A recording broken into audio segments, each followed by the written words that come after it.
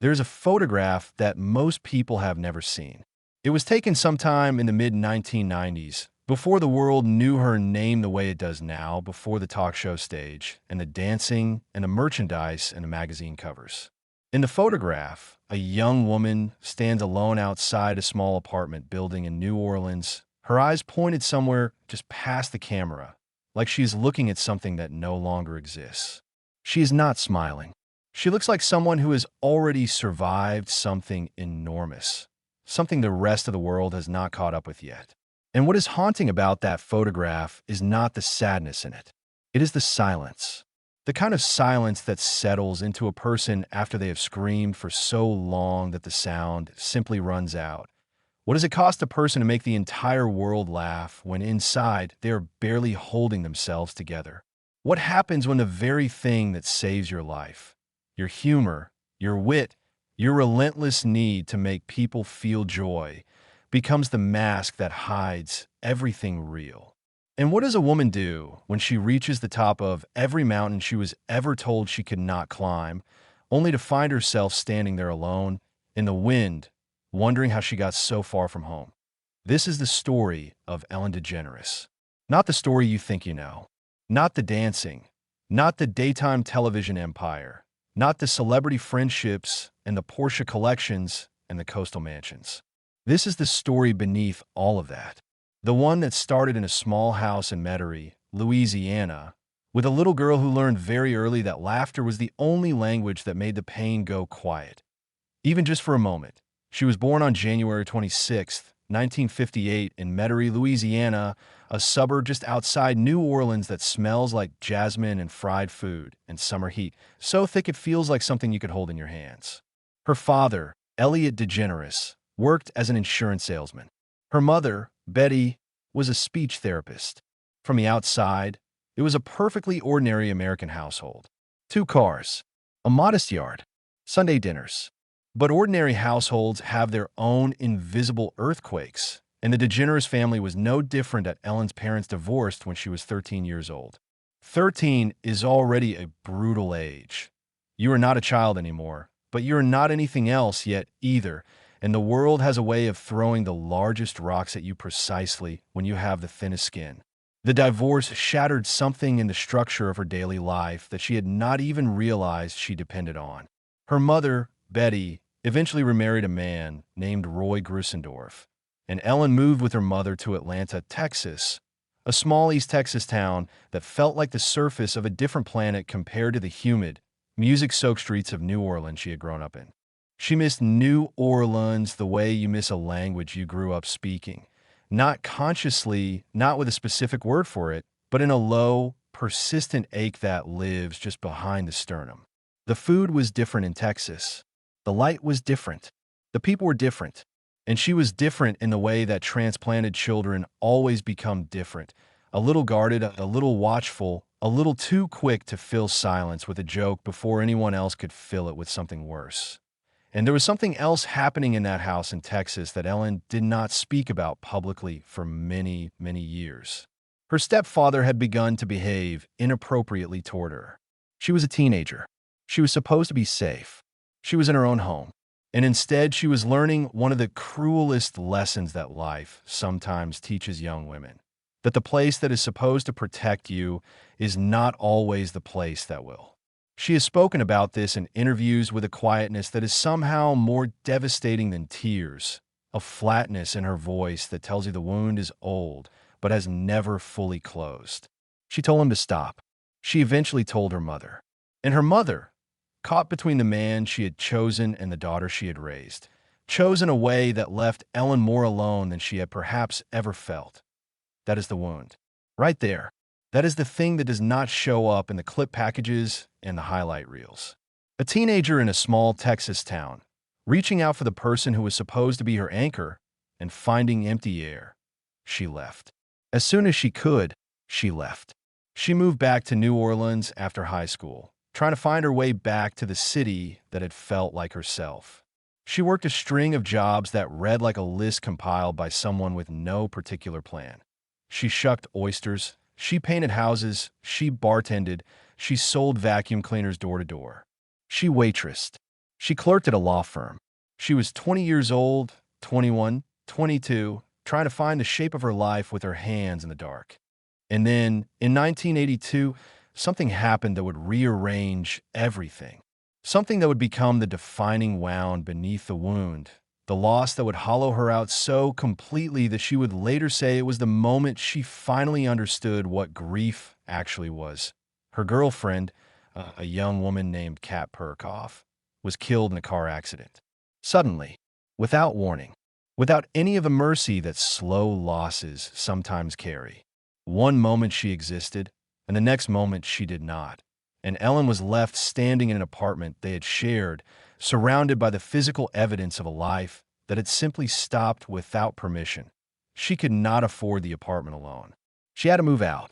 She ended up sleeping on a mattress on the floor of a flea-infested place that she has described in interviews as being so bleak it felt like a physical manifestation of how lost she was.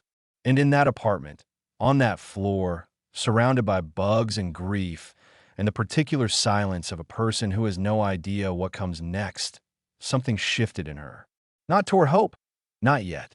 Toward anger, maybe. Toward a question. She started asking God, directly, conversationally, the way she has always preferred to communicate. Why? Why does this happen? Why do we lose people this way? Why does love get taken without warning?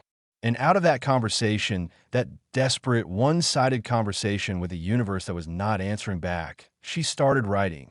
She started writing a comedy bit. She called it a phone call to God. It was a monologue in which a person calls up God on the telephone and asks why fleas exist.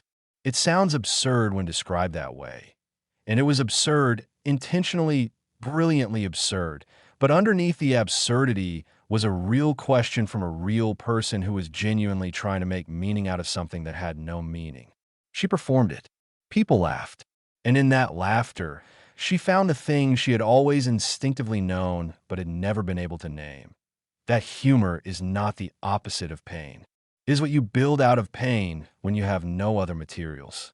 But before the laughter became a career, before the comedy clubs and the television pilots and the national spotlight, there was more darkness to move through. There were years of performing in small venues in New Orleans, driving long distances for 5-minute sets, being paid in beer and applause that did not pay rent.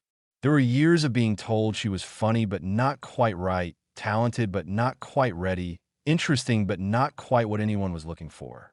She waitressed in between sets. She slept in places she would rather not describe. She kept writing. She kept performing. And then, in 1984, she was named the Showtime's funniest person in America.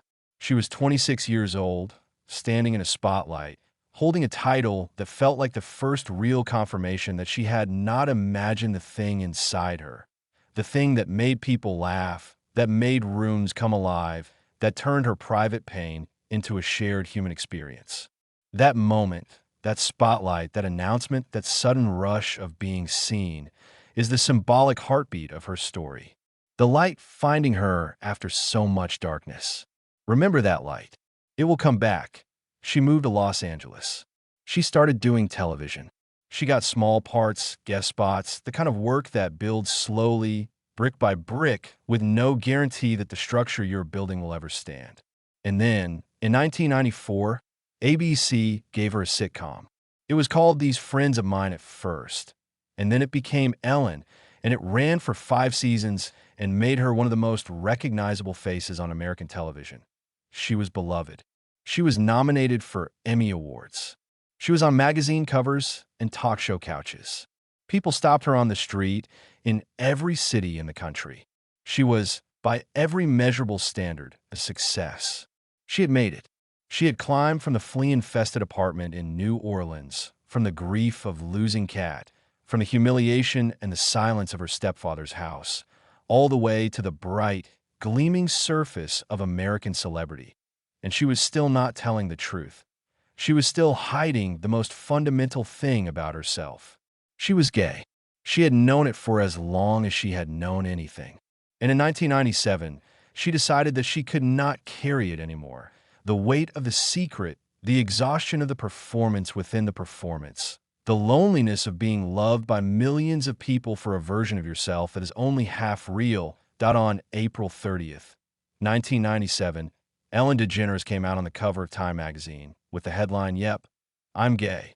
And on that same day, the character she played on her sitcom, also named Ellen, came out in an episode watched by 42 million people. It was one of the most significant cultural moments in American television history. It was also, professionally, the beginning of the worst period of her life. The backlash was immediate and savage. Advertisers pulled out. ABC canceled the show. She was called every name you can imagine, and some you would prefer not to. Death threats arrived. Late-night hosts joked about her in ways that were cruel rather than funny. She lost her television deal. She lost her manager. She lost her girlfriend at the time. She lost, in a very short period, almost everything she had spent 15 years building. She has said that she was so deep in depression during those years that she could barely get out of bed, that the phone stopped ringing, that the invitations stopped coming, that Hollywood, which had celebrated her so loudly just months before, went almost completely silent.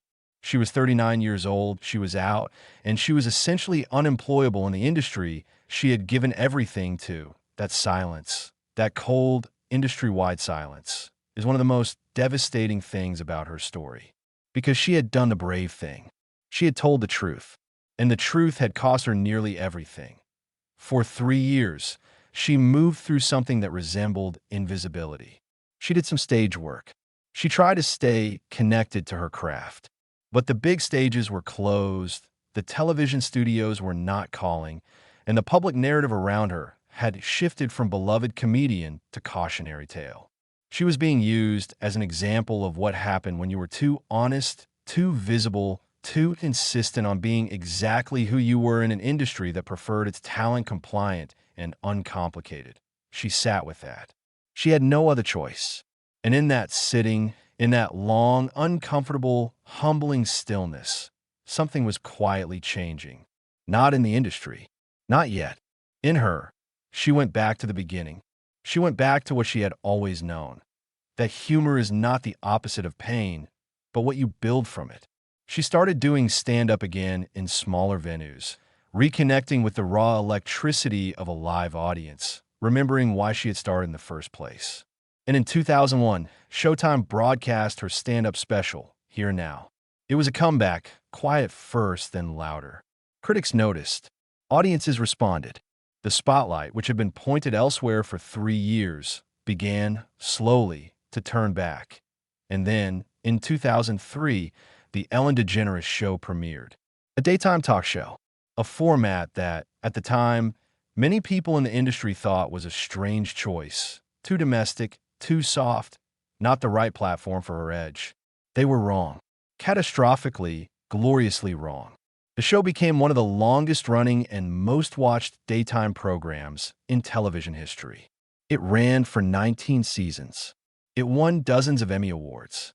It made her, once again, one of the most famous people in America. She danced every single day. At the top of every show, she danced. It became her signature, her ritual, her daily declaration.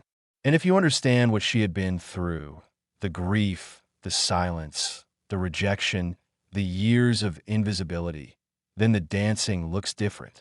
It is not just a quirky talk show opening. It is an act of survival. It is a woman who refused to let the world make her small, saying, every single morning, to a camera and an audience and a universe that had tried to silence her, I am still here. I'm still moving. You did not win, but the story does not end there. Because no story worth telling ends at the mountaintop. In 2020, something shifted again. Reports began to emerge from former employees of the Ellen DeGeneres Show, describing a workplace culture that was toxic, hostile, and fundamentally at odds with the Be Kind message that had become her public brand. Multiple producers were let go. Staffers described being afraid to speak in hallways. A Warner Media investigation followed. Former employees told stories of feeling invisible, mistreated, gaslit, and the internet, which had spent years celebrating Ellen as the embodiment of warmth and generosity, turned with a speed and a ferocity that was stunning to witness. The meme that circulated, "Be kind," they said, was a specific kind of cultural cruelty, the weaponizing of someone's own stated values against them. And Ellen stood in the center of it, and there was nowhere to go. She addressed it on air at the start of the 2020 to 2021 season with an apology that satisfied some people and not others. She took responsibility and named the ways the show's culture had fallen short. She was measured and prepared and also clearly exhausted. And watching it, you got the sense of a person who had spent so long being a symbol of joy, of kindness, of resilience, that she had forgotten how complicated it is to also just be a human being. In May 2022, she announced that the EllenDeGeneres show would end after its 19th season. She had decided. She had made the choice on her own terms, or as close to her own terms as circumstances allowed. The final episode aired on June 21st, 2022, and she cried. She danced one more time, and then the stage lights went down, and 19 years of daily television simply stopped. She retreated. She and her wife, the actress Portia de Rossi, whom she married in August 2008 in a private ceremony at their home in Beverly Hills, one of the first same-sex couples to marry in California following the state's brief window of legalization, spent more time away from public life. They have always had a deeply private partnership, a bond that Portia has described as a kind of rescue, a coming home. Ellen has said that loving Portia is the first thing in her life that has ever felt entirely uncomplicated. And coming from a woman whose entire biography is a study in complication, that is not a small thing to say. She turned 60 in 2018 and did not make a huge public event of it. She turned 65 in 2023 and was quieter still. There are interviews from this period where she seems lighter in some ways, less performative, less anxious to fill the silence, and heavier in others. Like a person who has finally stopped running and is now, for the first time, simply standing still and taking stock of the distance they have covered. She has spoken in recent years about what she believes in, not religiously, exactly, but philosophically. She believes in kindness as a discipline, not an emotion. She believes that laughter is a form of grace. She believes that the universe is paying attention, even when it feels like it is not. She does not perform these beliefs. They sit in her quietly, the way the things we have truly earned always do. And she returns, in interviews, to the same idea again and again. That the moments that broke her were also the moments that showed her who she actually was. The grief in New Orleans. The silence after coming out. The workplace scandal. The ending of a show. Each one was a door that looked like a wall. Her legacy is genuinely complicated, and she would probably be the first to admit it. She is a pioneer. She is a flawed human being. She is both of those things simultaneously, without apology. She was the first openly gay lead on a network sitcom. She normalized same-sex couples on mainstream American television at a time when that normalization carried a real professional and personal cost. She raised hundreds of millions of dollars for charity. She gave regular people moments of unexpected kindness on a stage that reached millions. She also ran an organization that, by the accounts of many people who work there, failed to extend that same kindness internally. She is, in other words, a person, an extraordinarily public, extraordinarily complex, extraordinarily human person. And now, at 68, what does she carry? What does a woman carry at 68 when she has lived this particular life? She carries the memory of a flea-infested apartment in New Orleans and a grief so big she could not see around it. She carries the face of a young woman she loved who did not get to live long enough to see what became of everything. She carries the memory of a stage where a spotlight found her for the first time and said, "You are real. You exist. What you do matters." She carries a marriage that has held through more public turbulence than most relationships survive. She carries the weight of 19 seasons of daily television and the silence that followed. She carries still the question she first asked on a flea-infested floor: why do things happen the way they happen, and what are we supposed to do with the answer when it never comes? Now, Here's where I want to speak directly to you. You have been watching this story, and something in it has landed somewhere inside you. I know, because that is what stories do when they are true. They find a place in you that recognizes itself. Maybe it is not the celebrity part. Maybe it is the part about hiding. Maybe it is the part about building your entire public face around joy while privately carrying something that has never fully healed. Maybe it is the part about being brave enough to tell the truth, and then watching the truth cost you everything you work for. Maybe it is just the part about grief, about losing someone without warning and having to continue anyway, having to make rent and make dinner and make conversation while carrying a loss that no one else can fully see. We all have a version of that apartment floor. We all have a version of that phone call to God. That moment when we looked at what was happening in our lives and said, with whatever words we had available, this does not make sense, and I need it to make sense, and I'm going to keep asking until I find something that helps. Ellen turned her version into a comedy routine. You might turn yours into something else entirely, a poem, a conversation, a decision, a door you finally walk through. What the story of this woman at 68 shows you is not that everything works out in the end. It is not always. It shows you that a person can be broken in specific and documented ways and still build something from the rubble. Not because they are extraordinary, not because the universe rewarded their suffering with success, but because the alternative of going quiet, of staying small, of performing only the version of yourself that is safe, cost something that no career, no reputation, no amount of approval is worth. That photograph. The one I described at the very beginning. The young woman standing outside an apartment building in New Orleans, looking past the camera at something that no longer exists. Think about what she was looking at. Think about what she was moving toward, even though she could not have known it. Think about what she was about to survive. You're standing in your own version of that photograph right now. Something is behind you that you are not quite looking at. Something is ahead of you that you cannot quite see yet. The question this story leaves you with is not whether you will find the spotlight. The question is whether, when everything goes quiet, when the phone stops ringing and the approval disappears and you're left with just yourself on whatever floor you're standing on, whether you will still know, the way she knew, that there is something in you worth building from. What would you build?